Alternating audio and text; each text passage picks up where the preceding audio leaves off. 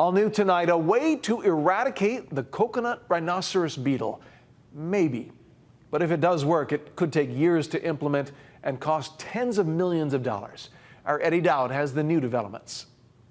The state has tried to stop the spread of the coconut rhinoceros beetle since its first detection in 2013.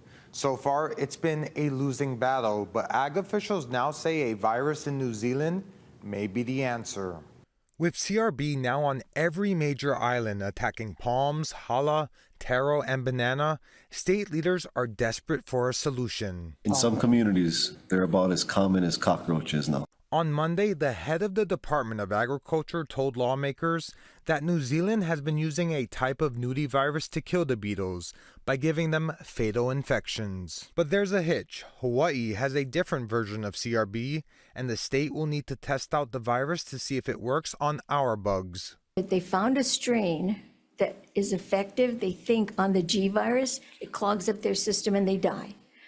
In order to rear that virus in a safe environment, we need a mobile facility. Federal biosecurity rules recommend that the mobile facility be airtight. Ag officials say they need two. The department already has $600,000 for planning. It estimates it needs $3 million more to buy them and set them up in Wahiawa. But the department likely won't be ready to request the money until next year. But we're That's working real on far. it. That's far away.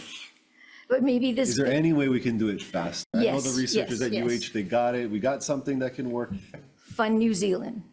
New Zealand has the virus. The ag chair says New Zealand could do the testing on Hawaii CRB right now, but it would cost millions of dollars. Officials would prefer to test the virus here and see how it might impact native plants and ecosystems. We want to know how specifically targeted, could it impact native species? It's not unreasonable to be concerned about bringing in, foreign forms of life. So this is hopeful.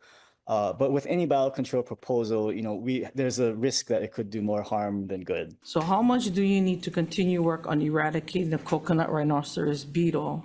That's a really open-ended question. If I came up with tens of millions, it wouldn't be far from the truth.